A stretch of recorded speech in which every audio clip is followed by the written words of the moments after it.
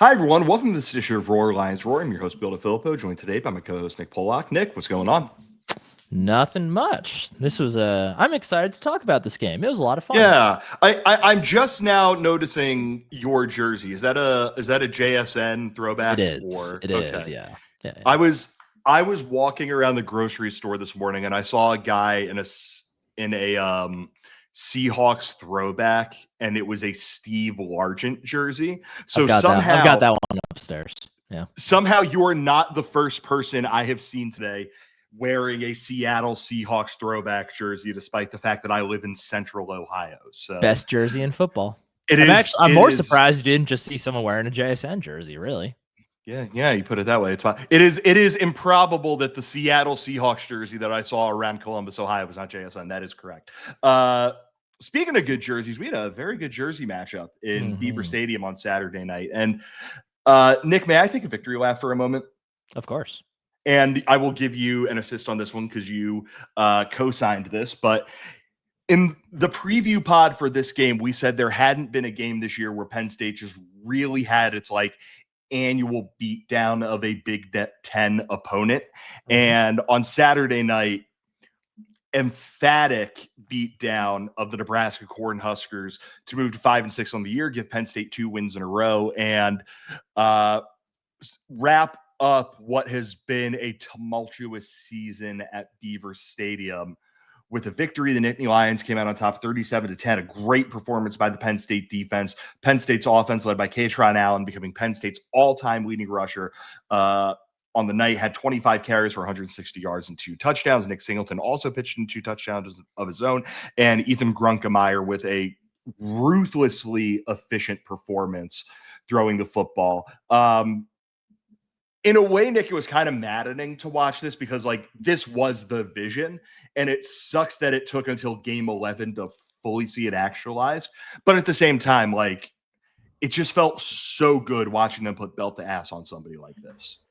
Yeah, it did. And this is, to your point, this is kind of what we have been used to seeing from Penn State in recent years against really anybody that's not the top of the Big Ten. This is typically what they've been doing to the other Big Ten teams. And yeah, it is as enjoyable as it was. It was hard to watch at times because, like you said, this is how, there's no reason that it couldn't have worked this way all year. And to be very clear, I think there's this is that's a common sentiment shared by Penn State fans all over. Important to remember, Nebraska is not a good football team. They have a really good pass defense, like we discussed. But overall, not a good football team. Michigan State, really bad football team. So it's been 2 really fun weeks in a row, but there's a difference between them and Indiana. Not that Penn State didn't play well against Indiana too, though. They did. There's very clearly been signs of progress. But yeah, it's just the last 3 weeks now has been the first times that the offense has felt functional and that we've actually kind of seen a relationship between the run game and the pass game that was just completely absent for the first however many games of the season. And for whatever reason that is, that was the case, that's what was missing. So it's sad to think about what could have been this year had that been figured out sooner, but nice to see it now, at least. Yeah, after the game, Bill Connolly updated SP Plus, or SP Plus was updated, and then Bill Connolly published it on the Worldwide Leaders website. Nebraska down to the number 39 team in the country. So, kind of going off of what you said, Nick, I would say it's less that they're not a very good football. I mean, they're not very good. They're not in that tier of teams. I was 21st in SP Plus. I think I was a very good football team. In that top 20 or so list of teams in the country, Nebraska was a team that was very much a product, or a lot of the hype around them was a product of their record and was a product of the fact that, a close loss to Michigan, a close loss to UCLA, finally kind of exercise some of their demons. USC, apologies. Exercise some of their demons in close games. 3 points over Cincinnati, 3 points over Maryland, a touchdown over Northwestern, a touchdown over UCLA. So, they were a product of that. They were a product of, if we could be 100% honest, like being able to keep their head coach when his alma mater's job opened up. Like you inherently get one hell of a bump when you are able to get your coach to agree to a contract extension after his alma mater opens up and he is the obvious candidate to take the job. And it becomes easy then to say, like, well, that performance they had against Minnesota was really concerning. Or like maybe 3 points over Maryland and 3 points over Northwestern and 3 points over UCLA, obviously, or 7 points over Northwestern and UCLA, obviously teams that beat Penn State. Maybe there are some warning signs in there. Dylan Raiola gets hurt, your dad, your back quarterback. He's a good football player. I was impressed with him last night, but he's still a young quarterback. Maybe this thing is not built on as strong of a foundation as we expect. And Penn State really took advantage of that. They're, like you mentioned, Nick, their running game was able to just run roughshod over the Nebraska defense. Their passing game, 15.1 yards per attempt is just crazy. I think only a couple of those, I think especially by Nick Singleton, were like long catch and runs. So a lot of it was just a function of guys getting open within the offense. And then defensively, they allowed that 52-yard rush by Emmett Johnson on the third or fourth play of the game and basically did not give Nebraska anything else after that. Like, were you at any point last night frustrated thinking like, damn, if this was the Penn State team that played Iowa, played UCLA, played Northwestern, we're in a bit of a different situation? Did you just kind of take this game for what it was and be like, it's just nice to see them be able to get this win and send the class of 22 off with a big win at home? Significantly more of the latter for me.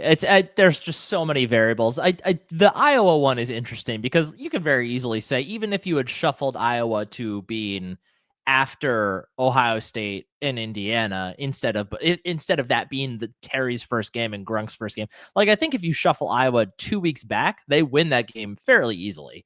So that in that one does bug me a little bit. The Northwestern and the UCLA ones are I can't get too worked up over that because there's so many other variables involved in that. So it was really just more enjoying it. To your point, it was fun to see. Zane Durant made plays, Denai Dennis Sutton made plays, Kaytron Allen made plays, Trevor Pena got to make some plays. I know he's a relatively new addition to the team, but still a guy that's guy that walked on senior day. We got to see Kyron Hudson made a catch, made a really nice block. Please don't listen to the announcers. That I thought that block seemed perfectly fine. Definitely didn't look blindside to me. What else? Khalil Jenkins got to throw some nice blocks. The offensive line played really well. And Nebraska's biggest issue does seem to be their offensive and defensive line. So this was a really good chance for most of those Penn State seniors to get to shine because most of them are along the trenches.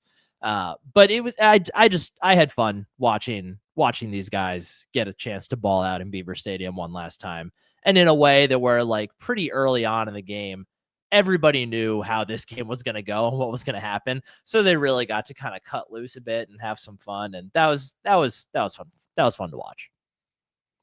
Yeah. It was another thing that I think we said on the preview, Nick, like we were going to know right away within the first 5 minutes of this football game, how it was going to go. And I think we had a really good sense that by the time the first quarter had ended, it was only 7-0 Penn State. But it just felt like this was going to be one of those games where Penn State was able to run away with it a little bit. And because of that, we're going to do things a little bit different today. Of course, after the home field ad, we're going to talk about the offense and the defense, but I want to stop talking about this game specifically for 1 minute because I think objectively, the big thing coming out of this game, the big picture thing coming out of this game is all of a sudden, well, I don't want to say all of a sudden, because I would assume this has been something that's been simmering for a bit, but finally, the groundswell of support for Terry Smith to have the interim tag taken off of him has really bubbled up to the surface. You had Michael Robinson with NBC during the game, explicitly saying Terry is his coach. I can't remember. Did Blackledge say it during the game? I watched at a bar, so I don't recall. Blackledge was more saying like he deserves serious consideration. Sure. He deserves he wasn't as effusive as Robinson was, but he was very much leaning in that direction at least. Sure. And after the game, you had players with the higher Terry Smith signs. I mean, I saw just while I was looking for something during this, that not denied Dennis Sutton, Chop Robinson changed his profile picture on Twitter to the higher Terry Smith sign. Denied Dennis Sutton said after the game, he told us that he wanted to be the next head coach. So that helped motivate us to be like, let's do it for Coach T. It's an interesting dilemma, Nick, because I give Terry Smith a ton of credit for how things have gone since he has taken over as Penn State's coach. I also think it's just really hard to justify firing James Franklin. And even though Terry is quote unquote a Penn State guy and all of that, promoting his lead assistant into the role and saying the only problem was James. We are fine as long as we keep what we're doing going, and our best chance of keeping what we're doing going is to just make Terry Smith the coach. Yeah, I think the desk after the game actually did a good job of summing up most of what I think we both agree on, and what you just said is that you don't fire James Franklin to hire his top assistant. And I'm of the opinion that more than anything, this recent stretch shows not necessarily that Terry is the guy that needs to be in charge, just more that for whatever reason, however it got to this scenario, is that they needed a new voice in the room, and that James Franklin's voice was not doing the job anymore for that locker room. That to me is more what this stretch indicates above anything. I think Terry Smith is a really great coach, and speaking as a coach, there's kind of similar to the way that there's nobody more popular for a fan base than the backup quarterback. There's nobody more popular among the players on the team than the favorite assistant coach, because that's like the guy you can really go be real with, the one is going to be real to you. And as Terry Smith has said several times, like that is his role in that building, is to be the truth talker. So it's not surprising to see both players and alums alike really standing for Terry. There's definitely a good bit of prisoner of the moment happening. This is still the same guy that was leading the way that, probably could have done some different things and ended up beating Indiana. Probably could have done some different things and ended up beating Iowa. It's not like he's like come out here and put on like a flawless coaching clinic or anything. And I very much believe that the new head coach, whoever it is, should do everything possible in their power to keep Terry Smith at Penn State. I don't think there is any sense in firing James Franklin just to keep his top guy instead, because as we've talked about it more through I think the common argument that people like to bring up is this is how you keep the roster together. First of all, most of this roster is out the door anyway with graduation. Secondly, even if Terry Smith was named head coach, a lot of those guys are still going to end up portaling anyway. And we've mostly talked about it through the lens of recruiting at this point. Like when they fired James Franklin, they said, we are okay basically giving up the recruiting class of 2026. Whatever happens, happens. That is basically what Pat Kraft is saying about this roster too. Like they are saying, whoever we lose from this current roster, so be it. We need a new start. We need a new voice. We need to refresh this program. So that is not, to me, a reasonable argument to keeping like if Terry blows everybody else out of the water in his interview and his plan for the program going forward and all that, cool. So that'd be great. But if the reason you want to keep him is just because you expect that you're going to be able to keep the parts of what we're working well, and suddenly then everything else is going to improve around it. That is just kind of madness to me. I'm inclined to agree with that. Like I think Terry deserves a lot of credit for how he's kept the team together, how he's lit a fire under them. Because that's the thing. You could have, kept, just go down the list. Kaytron Allen, Nick Singleton, the various veterans on the offensive line, the transfer wide receivers, Khalil Dinkins, Zane Durant, Denai Dennis Sutton, Zaki Wheatley, AJ Harris, the guys who we think could be NFL players after this year. You could have kept all of them around and they could have gone through the motions. And I think Terry deserves a lot of credit for not just keeping everyone together, but lighting fire under them. Mm-hmm. I think the way that, as the story is told, the way that he has made very clear to Andy Kotelnicki, I want my offense to look like this. And between having a more coherent downfield passing game and leaning on Kaytron Allen, that has worked. I think he deserves a lot of credit for that. Mm-hmm. I also think it says a lot that he is making a major emotional appeal for the job. His appeal for the job is through Penn State means the world to me. Look at me as I'm wearing the Joe pin on the sideline. Something that he only busted out after he won a game, which I think is probably, not reporting or anything. That's something you can do when you actually feel like you're trying to make a case for the job, mm-hmm. or else you're just doing that every single game that you are coaching on the sideline. Look at how important it is to the players. I'm telling them I want this job. When you look at the results of Penn State football under him, they're very James Franklin-y. I will put the Iowa game aside just because, going into that with the backup quarterback in his first ever start, they could have won that game. In a lot of ways, it was was also very James Franklin-y, considering it happened before. Womp, womp. But I'm willing to put that one aside. You then look at the games that he has coached.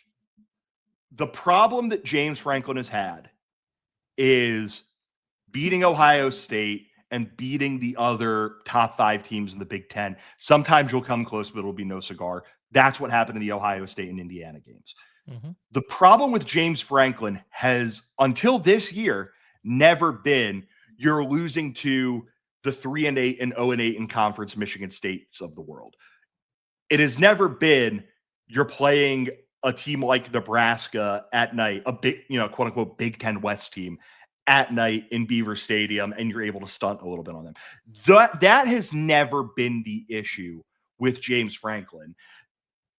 Again, until this year. And I just don't know if you want to run on that hamster wheel again and risk that you're just going to be promoting a guy whose program, even if, he's willing to hire a GM, NIL is going to look a lot different, whatever, is different from James Franklin. The results of these games have been very James Franklin-y.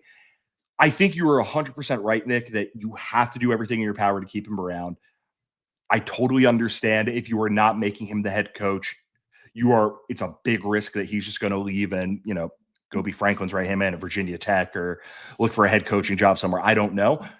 But it's very hard for me to square away promoting him, especially when the biggest reason you promote an interim head coach or remove the title off of an interim head coach is look at how this keeps the roster together. When coming into this year, we knew it was next year had the potential to be a not especially great year because of what the roster looked like it was going to be. Mm-hmm. And especially because, a lot of the highest impact guys of the team are all going to the NFL after this. So it's very, very difficult for me. I do think, I really want to hammer this home. Terry deserves a ton of credit for the job that he has done. Mm-hmm. I do think, kind of to a point that you mentioned, he deserves to be a serious candidate in this coaching search, and he deserves this job if on the merits of comparing him to Kalen DeBoer, Bob Chesney, Marcus Freeman. I don't know why I picked candidate. I don't know why I bookended Bob Chesney with two guys who are considerably more proven than Bob Chesney, but I just did that anyway. But I think if you sit Terry down and stack him up against all of the guys that Pat Kraft really wants from the outside, and he is the best candidate, then yeah, you promote him. I just have some real doubts that would end up being the case if this ended up being, if he becomes a real candidate in this search. Yeah, purely just from we've seen this story before. Hiring the interim just so seldomly works. I can't even think of the last time that it truly did on the level that Penn State needs it to work, at least. Well, here's the one thing that I will say to that end. If you are going to, I think there's a big difference between Dabo. Dabo was the interim coach at Clemson, got the title stripped off of him, and obviously Dabo has won a lot at Clemson over the years. I think it's different when the coach gets fired, as opposed to what happened. Dabo, Tommy Bowden just resigned. I think it is different when the coach gets fired, because that is you saying, or the AD saying, and the fans saying, and whomever saying, the way our program is going right now does not work, as opposed to, you look at a situation like, and let me just quickly double check this, like David Braun at Northwestern, a really good example, where he took over under circumstances that weren't necessarily related to the program's performance on the field. He took over under difficult circumstances and had to step in and be the guy, or something like that. I do think it's different when the reason you are getting promoted is things are not good enough, or you're getting the interim tag, things are not good enough, so we have to get rid of the guy who made them not good enough right now. Yeah, exactly. And to that, along those similar lines, Terry's the biggest kind of the biggest things working for Terry right now are this. He's made it very clear that the locker room is his. The guys have made it clear that they respect him. That wasn't James Franklin's problem until this year. Look at the outpouring of love that came in for James Franklin when he did get fired. The respect and the love of his players was never his issue. So that's not a differentiator. That's not a thing for Terry that's going to make him a markedly better candidate than James Franklin was. And then I think we should touch on too, because it's going to be a common refrain over however much longer this search goes. Terry Smith, he's a Penn Stater. He's one of our guys. He gets it. I don't care.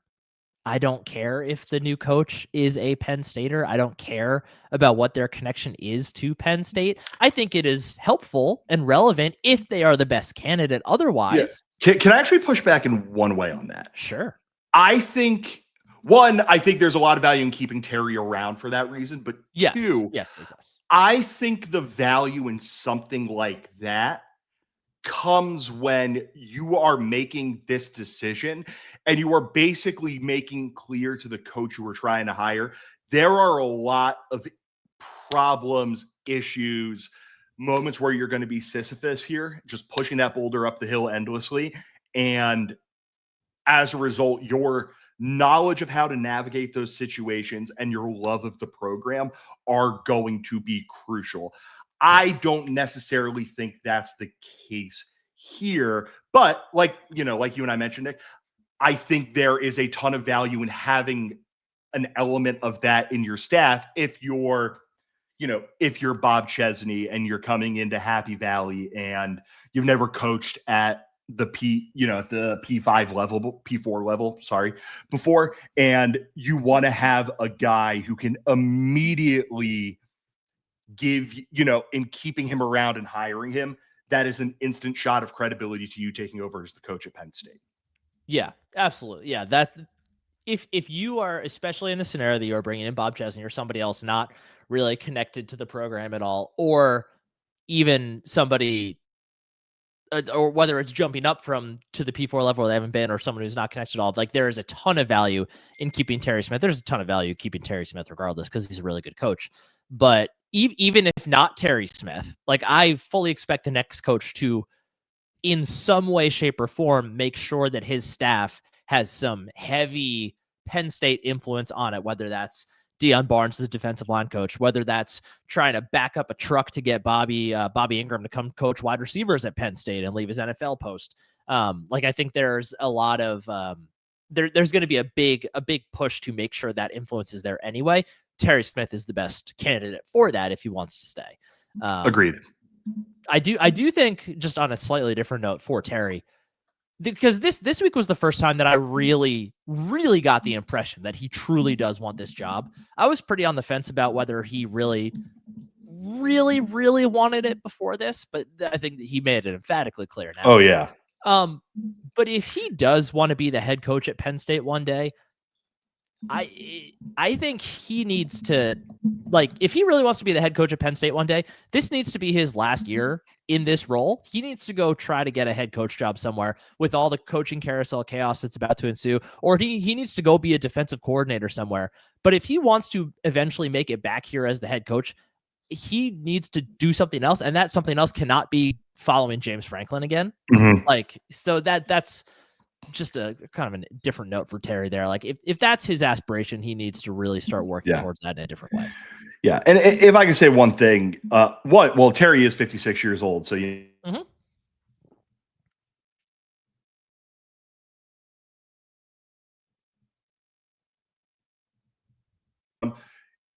no, Terry Smith should not be the GM at Penn State. He's too good of a football coach, like, to do that. I want him sticking around as the associate head coach, as the cornerbacks coach, and the guy in charge of defensive recruiting.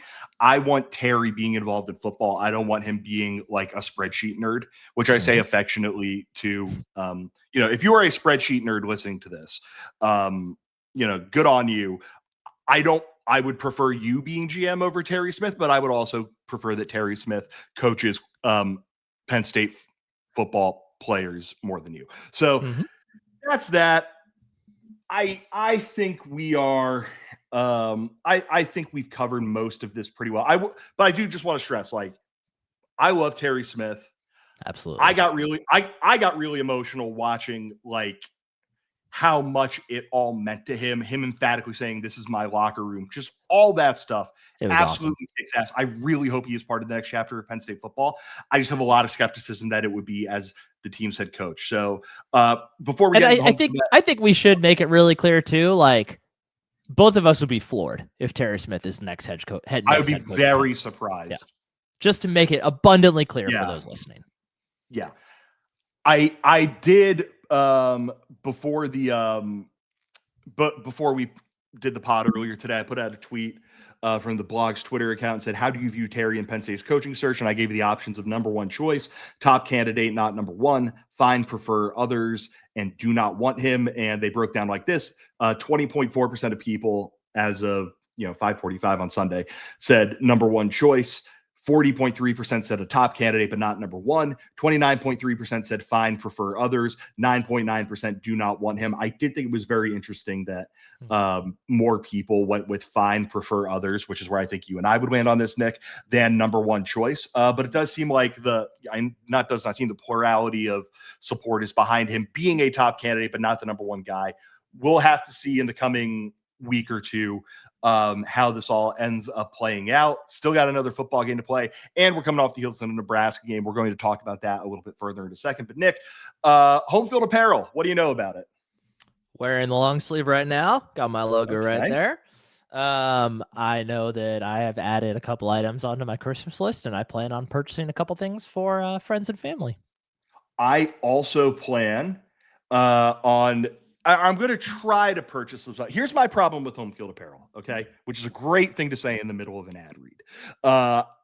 I default to getting people stuff from home field apparel for Christmas every year because it is just like it's just as reliable as it comes.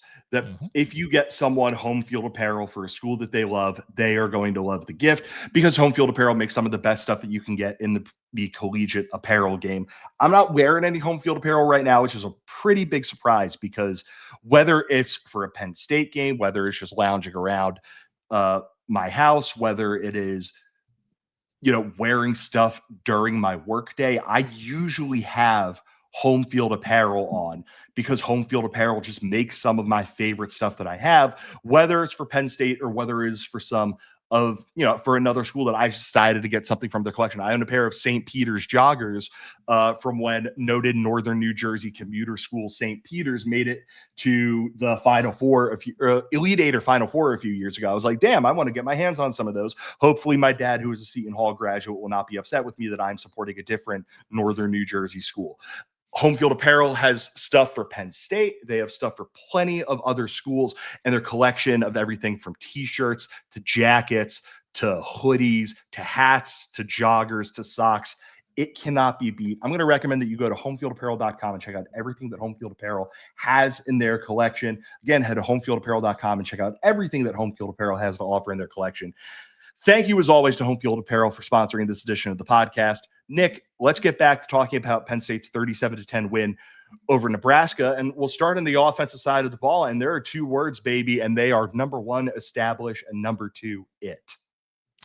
Yeah, this. Did you know that? I feel like I did know this. I was aware of it, but I didn't realize it. That Kaytron Allen's last 2 weeks were his. Last week was his career high rushing, but this would have been if not for last week. That's pretty cool.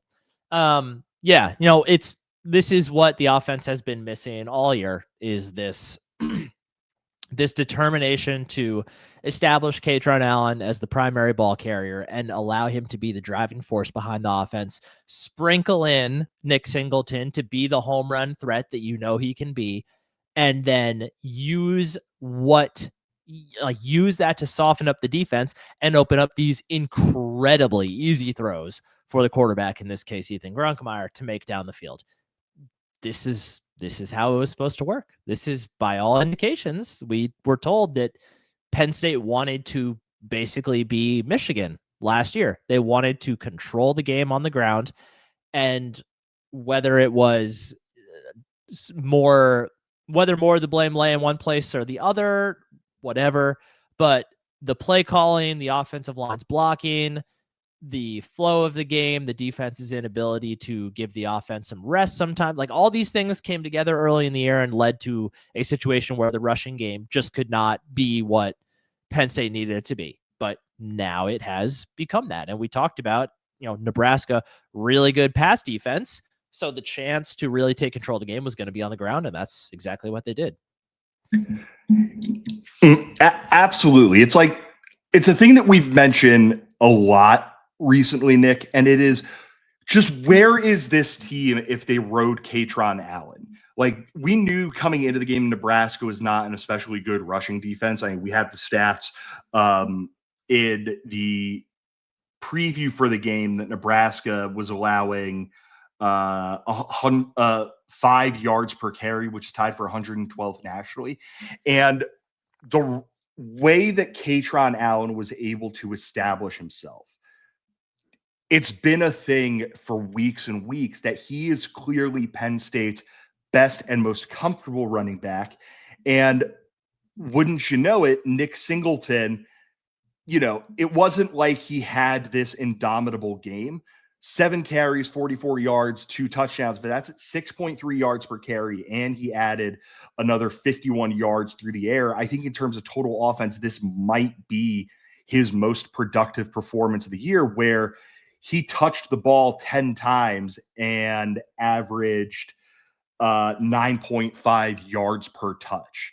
Like, it was the big frustration a lot of Penn State fans had, where early in the year it was, we're going to do whatever we can to get Nick going, and then Kaytron is just going to kind of be brought along aside that. It's very clear the answer this entire time was, the way to get Nick Singleton going is to let Kaytron Allen cook and then use Nick Singleton off of that. And Nebraska learned that the hard way. the offense is still a bit predictable, I think. Mhm. Like the friend that I watched the game with, he and I were laughing because they would be coming up to the line of scrimmage, and I would just say like, "Oh, Dinkins is over there. That's the direction that they're going to run." Or like, "Oh, look, the way they're lined up over at wide receiver, they're very clearly throwing a screen to Trevor Pena right here."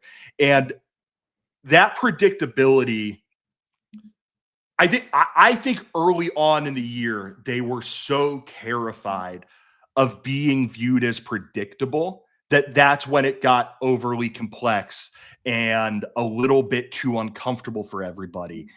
I think this game was a really good example, Nick, of how predictable when you execute and when you are getting the ball to your best guys in areas to impose themselves not only can work, it can lead to some of the best outcomes that you have.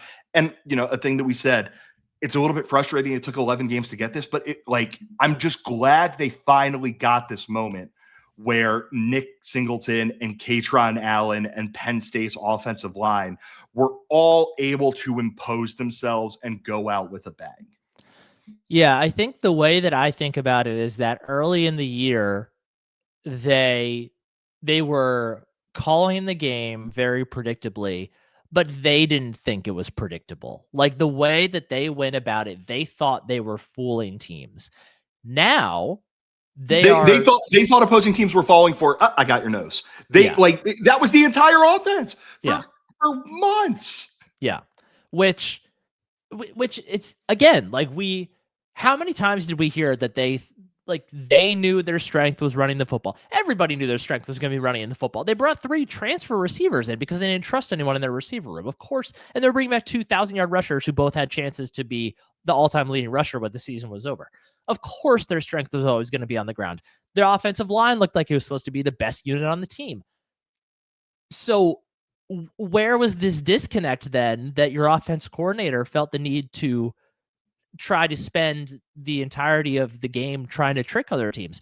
Because now, like you said, we're seeing them be predictable, but they're being predictable and they know they're going to be predictable because they know they have more talent than basically any other team they're going to play. They know they can run it down your throat because they have 2 all-time great running backs in their backfield and an offensive line that's not been great this year, but is potentially full of anywhere from 3 to 5 NFL talents. Like there's nothing wrong with being predictable when you can line up your 11 and know that you are better than the 11 on the other side.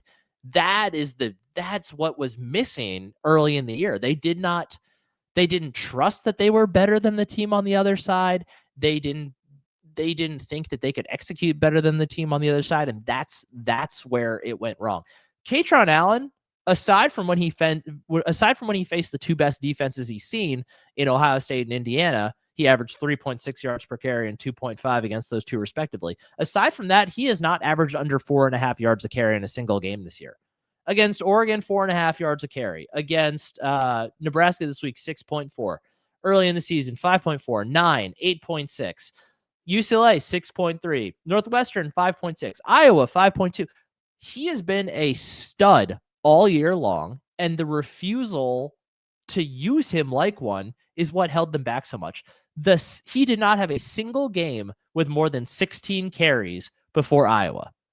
So, and you tell me what happened before the Iowa game, right? Like once the coaching change happened, 28 carries, 21 carries, 19, 25, 25. Before that, 8, 16, 10, 12, 8, 16. This complete disregarding or just flat out refusal to use your best player as your best player, aside from the decision to hire Andy Kotelnicki in the first place, like those are the 2 things that I can point to without knowing much else behind the scenes most directly as the reasons why James Franklin was introduced as Virginia Tech's head coach this week. Yeah, I think the offensive line was awesome. I think the offensive line has really settled in to a group. Anthony Donko in particular, I thought was just the right side of Penn State's offensive line. Anthony Donko and Nolan Rucci, I thought Yeah, both Rucci had looked very, great. very good football games. Andy Kotelnicki wasn't really diving into his bag of tricks all that much. And I think that the fact that they weren't trying to smoke and mirrors their way, there were a couple of moments like there was one where Liam Clifford still took snaps. He handed off the Kaytron on the run that had him become Penn State's all-time rushing leader. I think that there was one where like they get up to the line of scrimmage in a weird formation, and then they motion and they get into another weird formation where it's like the center and then all 5 offensive linemen and Nick Singleton at the very end of that. And then at the other side of it, there were 3 guys split out wide. And it's just like, what do you think there is a human on earth who is not going to know that you are trying to make sure they lose Nick Singleton so he can get this football? And he got the football, and I think it went for like a loss of 2 yards or something. Like there was still a tiny bit of that. But for the most part, this was a game where Penn State went, we can run on these guys. We're going to line up. We're going to run the football. And I think a lot of the reason they were, beyond the fact that Nebraska is just not an especially great running team, is that in recent weeks, they have, per the guidance of Terry Smith, they have attacked down the field with Ethan Grunkemeyer and Penn State's passing game. And doing that gives the opposing teams something they have to respect. That opens up a little bit more room to run. And that's why I think we've seen Kaytron Allen and Nick Singleton eat to the extent that they have. And in this game, once Nebraska had to start overcompensating for the fact they couldn't stop Penn State from running it, that opened up. That's when Andy Kotelnicki got in his bag, was like really in his bag. The way he was scheming guys open because play action passing was just working especially well. And Grunk was just like in a groove. It all fed into one another, and they were able to achieve, even with a 39-12 run to pass split, they were running it 3 times for every 1 time that they threw the football. Even it would now that I'm looking at this, it would actually be 38-12 because one of those ones was Luke Reynolds on a fake punt. But even on that ratio, and you look at that ratio, Penn State was able to get the balance it wants in his offense, take that Reynolds run out of it. And they would have been at 205 rushing yards and 181 passing yards on 12 passing attempts and 38 rushing attempts. Everything just fed into itself super well. And I want to take a second, Nick, to make sure that we shout out Ethan Grunkemeyer, because he was unbelievable on Saturday night in what is hopefully not going to be the final time we see him lead Penn State as its starting quarterback in Beaver Stadium.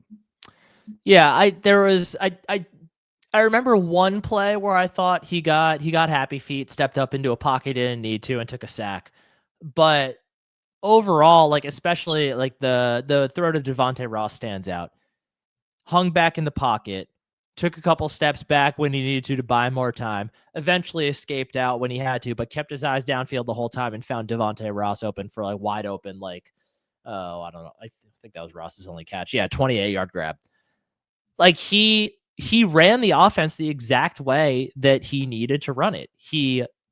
Kotelnicki was able to design up plays that were going to get guys open downfield that were going to take a second. And the run game, being the threat that it was, is the main thing that allowed for that time. Plus, the offensive line played really well. But all Grunkemeyer had to do was stand in there and deliver accurate throws, and that's exactly what he did. Like he performed his job to a T. I think he said this is the 5th highest QB game by a Penn State quarterback by QBR since. So in the last decade, went back and looked at this. Last decade, Grunk QBR on Saturday night was 97.5. The only performances that were higher than that were Trace McSorley in the Big Ten championship game against Wisconsin, Drew Aller against Maryland, Drew Aller in 2023, Drew Aller against West Virginia in 2024, and Sean Clifford against Maryland in 2019. And, the gap from Grunk in 5th to Clifford in 1st is like 0.9 points. Yeah. and QBR, is what it is. It's far from a perfect stat, but it paints a picture of your general effectiveness as a quarterback. So like this is all Penn State ever needed this year from their quarterback, whether it was Allen or whether it was Grunkemeyer, and anything else beyond that was just going to elevate the team even more.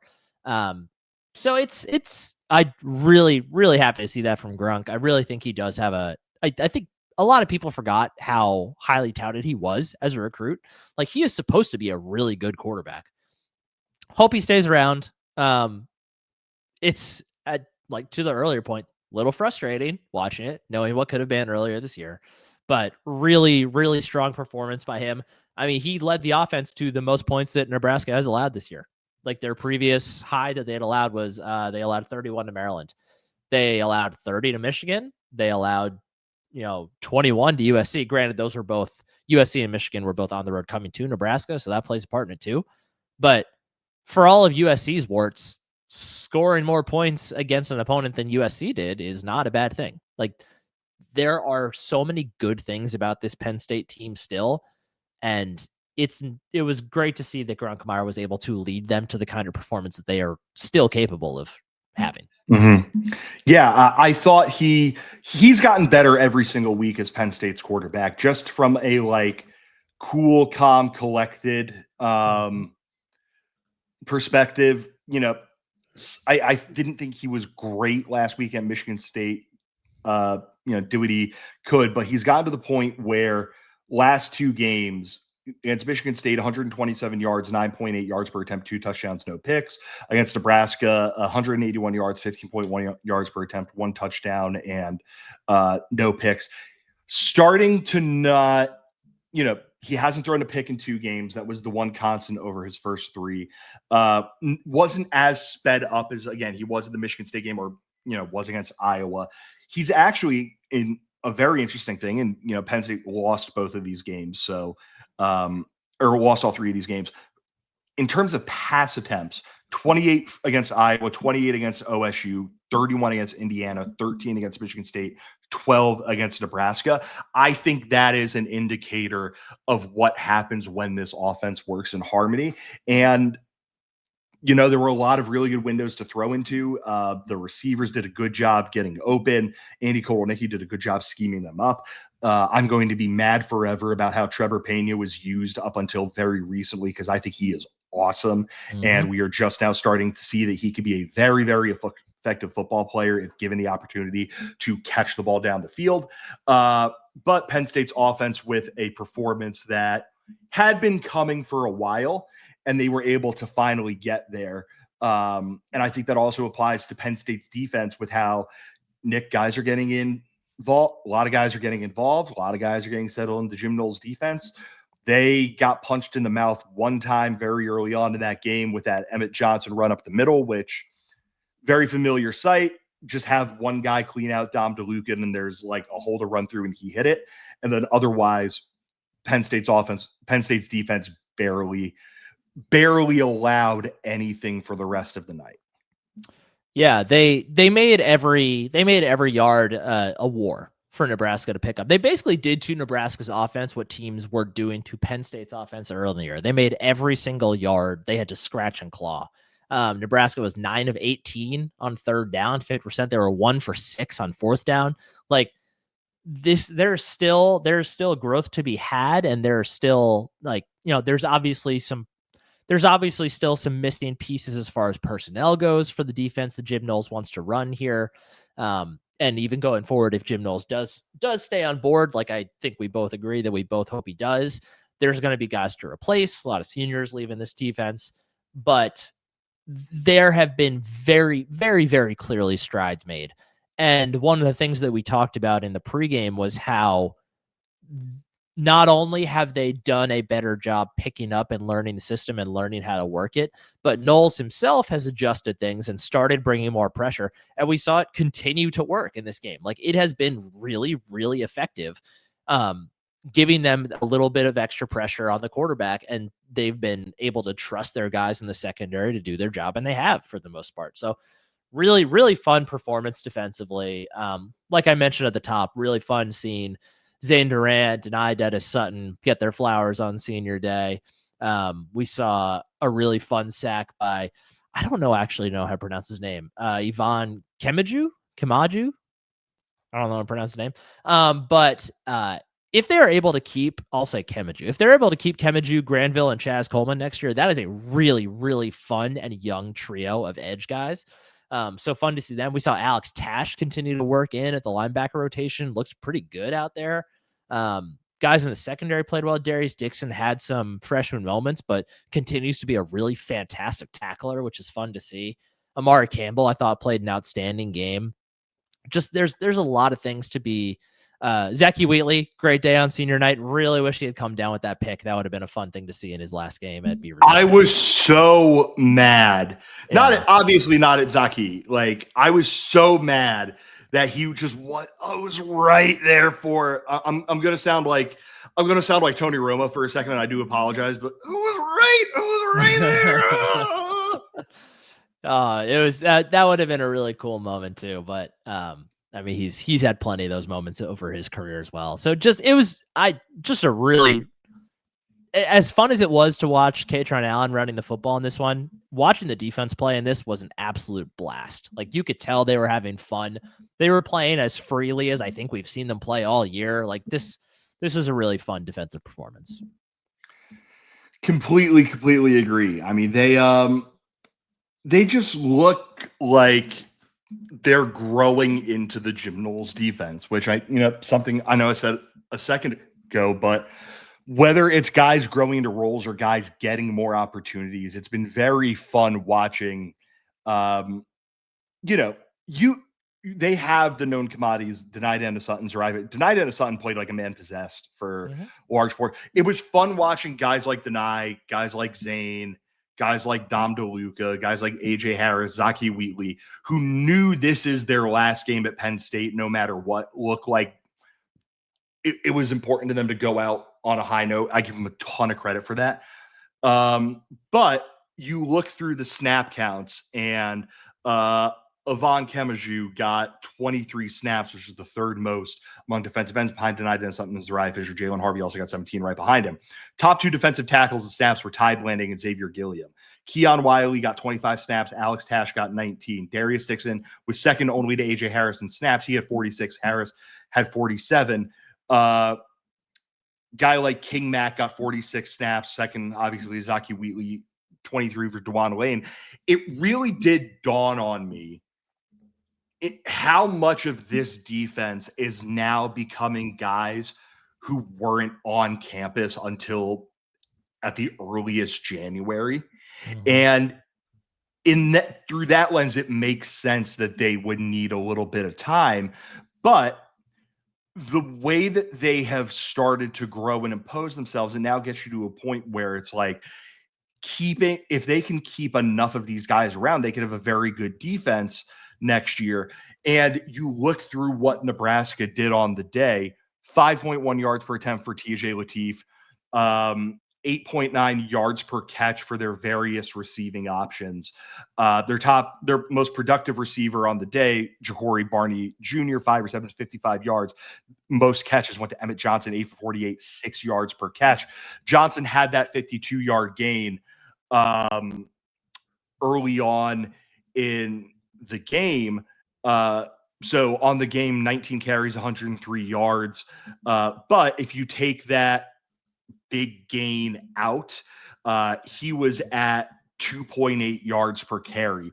There wasn't much of they attacked Nebraska, I thought, pretty relentlessly. Like, Nebraska's offensive line wasn't terrible, but they weren't great, I don't think. They overloaded TJ Lateef. He had to deal with the defense that was coming after him and had NFL caliber athletes in the back seven. They were able to bottle up an excellent running back in Emmett Johnson, and Lateef wasn't able to get much of anything going with his legs either. And, there was a 30-yard gain in there. There was a 52-yard gain in there. They were able to take away explosives, and when Nebraska was able to get something, they weren't able to get much. And it's just like this beautiful combination that's starting to come together where it's like, again, they're able to bring talent back. They're able to convince Jim Knowles to stick around, which the second one I think is going to be okay. They're going to be, there is a really good defense in here, and I'm glad that as the year has gone on, would have liked to see it a little bit sooner. Obviously, I'm glad that we have gotten a chance to see it. Yeah, and it's not all that different from the defense we were seeing earlier in the year. Like, you think back to the Oregon game, they still made Oregon fight and claw for every yard. Oregon was just able to do it at a more successful. So they were staying out of third downs more. It was like their runs were going for like 6 yards instead of 3 or 4 yards. Like it's the same basic playbook. There's just or the same basic play and the same basic execution. It's just now they're bringing more pressure to force teams into doing something stupid every once now and then, and they're limiting everything more. So it's not because, like I said, we talked about this change, this adding more pressure, but the really fun thing is that it's still basically the same defense. They're just getting better at it. And like you said, like these guys that have not had a ton of time with the playbook, things are finally starting to click. Things are finally making sense, to use the favorite phrase of every coach. The pass rush and the coverage are finally starting to become more and more married, and things are working out more fluidly in that end. So it's been really fun to watch this defense progress. Completely agree. I think everyone would agree, unless they were involved with the Nebraska football program. I would love to know if there was like a little piece of Matt Rule during the game that was like, it's good to see everyone rallying around Terry over at my alma mater. Or if he's like, oh boy, I've been looking at some of the reaction from Nebraska fans. Yeah. I don't know how happy they are. How high is that buyout?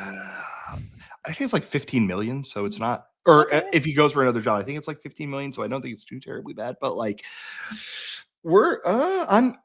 it was always weird to me that Matt Rule was viewed as a no-brainer for the Penn State job, for the specific reason that you did not see his name floated for another job anywhere else. And that was always like, we're going through this really crazy cycle. You would think that someone other than his alma mater is, if he's such a no-brainer guy to get a big job, like why there is one school where he was a candidate, and it just so happens to be his alma mater, where one of his best friends is the athletic director. And, every time they camera cut over him on the sideline, he just looked like everything is weighing on him. And hey, he made his decision. He's going to be sticking around at Nebraska. Penn State's going to hire a coach or somebody else. And I think everyone can probably guess how you and I feel about that, Nicholas. Yeah, I do feel bad for Matt Rule in a lot of ways, because like I didn't want him to be Penn State's next head coach. I don't think there's really I don't think there's any point at this point going forward where it will make sense for Matt Rule to be the coach at Penn State. But I do feel for the guy. Like, he very clearly wants this job badly. It's never quite worked out that, like, I mean, James Franklin was here for what, 12 years? And at no point were they going to fire James Franklin to bring in Matt Rule. Like, it's just never, and earlier than that, he was not a viable candidate yet at that point. So it's never really been a great option. But for a guy who on his resume has, really turning Temple around, doing a miraculous job at Baylor, because considering the situation they were in, he did not do well in Carolina, but he has NFL experience, and obviously now at Nebraska. It's like, you see his resume and you see a guy that clearly is respected by enough that he's continued to get these jobs. And he's, I don't want him as the coach of Penn State, but he's probably a top 30% coach in the world of football. Like, he's not bad at his job. He's just not exemplary. So I feel bad for him that it's has never made sense and probably never will make sense for him to have the job he really, really wants. So on a human level, yeah, I feel bad for him. Yeah. But Yeah. I'm glad that it appears that it is not going that direction for Penn State. That is correct, and hopefully sometime in the next 10 days or so we find out what direction it's going to go in. Before we do that, let's hand out some let's hand out some game balls for Saturday. Nick, one offense, one defense, and if there are any additional people you would like to give one to, by all means, take this as an opportunity to do that. Very obviously, offensively, I'm going to give it to Kaytron Allen. I think there were two guys that as recruits I kind of like planted my flag earlier than basically any other recruits that I could ever think of, and those two guys were Kaytron Allen and Zane Durant. And this is not to toot my own horn, to be very clear. This is just more me being like, back when I really covered recruiting that closely, just watching those two guys play as high schoolers, I just really liked their game, and I thought that they had great potential and had the ability to do some really special things for Penn State. And seeing both of them turn out the way they did has been just like a little extra rewarding for me in that regard. But like Kaytron Allen has just been such a joy to watch during his time as a Nittany Lion, and I am going to miss him terribly next year when he is off doing great things in the NFL. I think he's going to have I don't think he's going to be a number one back in the NFL, but I think he's going to have a long career as a really solid number two for probably a couple different teams, because I think he's going to be proved to be a really valuable player. So seeing him get the record at home on senior day was really special. So it's got to go to him. I would agree. I'm not going to give it to Kaytron just because I knew you were going to. So I will give it to Penn State's offensive line. The way they blocked for Kaytron Allen, the way they blocked for Nick Singleton, the way they kept Ethan Grunkemeyer from getting sacked for the most part. One sack on the day for Nebraska's defense. They're playing their best football right now. Really gelling. It's been very fun to watch them make life easier on everybody, or make life easier on the running game and the passing game. So I will give it to Penn State's offensive line. Defensive side of the football, I will give it to Darius Dixon, who just continues to impress every time that he plays. The way that he tackles has been just spectacular. I think it says a lot about him that they're playing him as much as he is. Really, really talented young football player, and I very much hope that Penn State continues to be where he plays his football going forward. Defensive side of the football, where you going, Nick? And then are there any additional ones that you would like to give out? I'll give it to Denai Dennis Sutton. He's been a very common target among Penn State fans this year for seeming lack of effort at times, myself included. I have not been the kindest on Denai Dennis Sutton this year. I think he's definitely left some meat on the bone as far as this season has gone. But he's still a really, really talented football player and one of the most purely talented guys on this roster.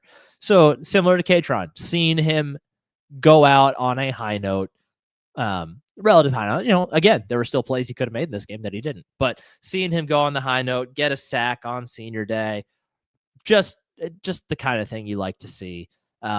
Good football player. Think he's going to do well in the NFL. I think he profiles really well as a defensive end in a 3-4 scheme. We'll talk about that more as we get close to the NFL draft, I'm sure. But just a nice day for a guy that has had a tough year.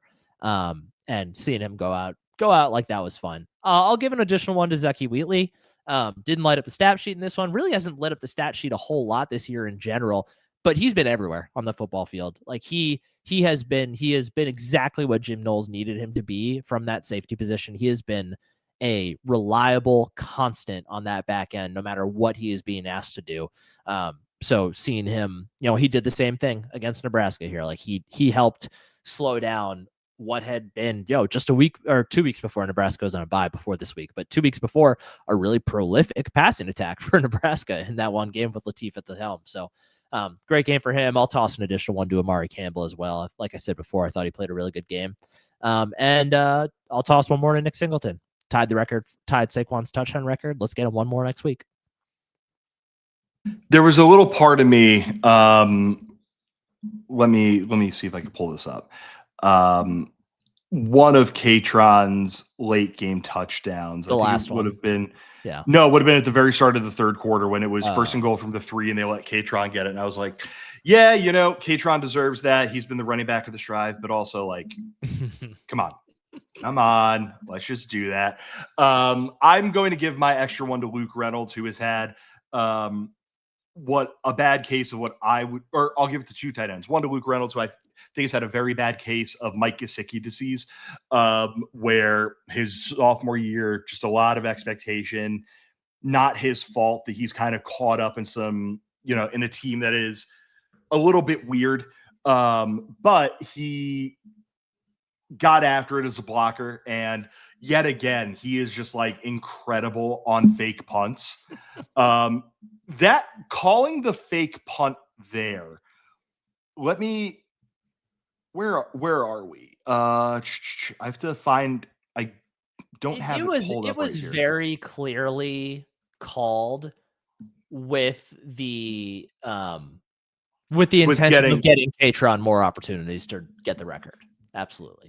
Yeah, but the moment they called it, it was fourth quarter, fourth and 4 from their own 46. Yeah, and it was at the time it was a 30-10 football game. So like, if you don't convert that and Nebraska gets the ball and they go and score, and all of a sudden it's a 30-17 football game. Like, it took some stones to call that in that situation. So I, give Terry Smith credit for calling it there. And then Andrew Rapplier, before we get to Andrew Rapplier, on his career, Luke Reynolds is averaging 19.3 yards per carry. That number is only as low as it is because he had one ill-fated QB sneak attempt this year. Otherwise, his 2 carries were on fake punts against Nebraska and Minnesota, and both of them went for like 25 plus yards. So if I were an opposing team and I see Luke Reynolds is in on punt duty, I'd be very careful because Penn State might just give him the football. And I think it was Dom Maruli was the one who made like the big block to spring that. I think Drew Aller gave him some praise on social media after the game for that. So shout out to him. And then Andrew Rapplier, first career touchdown. Got that early on in the game. He blocks like the fate of the world depends on it. Otherwise, I absolutely love everything is about. I love the story of him coming back from his broken leg.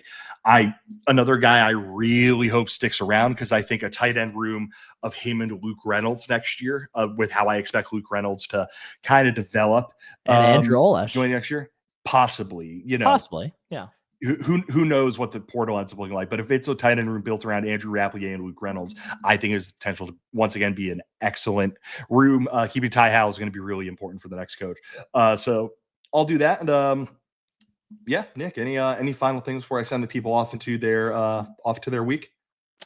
Unrelated to Penn State football, did you see this trade the Rangers and Mets made? I did. Fascinating. For those, I mean, you'll be listening tomorrow, so you probably know. But Brandon Nimmo for Marcus Semien, straight up. You don't see a lot of straight up player for player Major League Baseball deals. Really interesting. Yeah, no player to be named later folded anywhere in there. But I must apologize to Marcus Semien on now having to go play for the Mets. Thank you, everyone, for listening to this edition of Roar Lions Roar. As always, make sure you go and subscribe wherever you go and get your podcast. If it's a podcast platform that lets you leave a 5-star review, it would be really cool if you went and left us one. Please go follow us on social media, whether it's Twitter or Blue Sky. Might just transition over to Blue Sky fully after this season. Just like a nice fresh start for the new coach. So we will be monitoring that situation very carefully. We'll see. I do need to post over there more because there's not enough people on Blue Sky post about Penn State. Really should change. And then finally, make sure you go and follow our friends over at Home Field Apparel. Check out everything they have to offer. Head to homefieldapparel.com and check out and just get something nice for yourself. You deserve it. You sat through this Penn State season, friend. You deserve something nice for yourself. So go to homefieldapparel.com and get yourself something nice. One last time, thank you everyone for listening. For my co-host Nick Pollock, I'm Bill DeFilippo. Take care, everyone. Go State.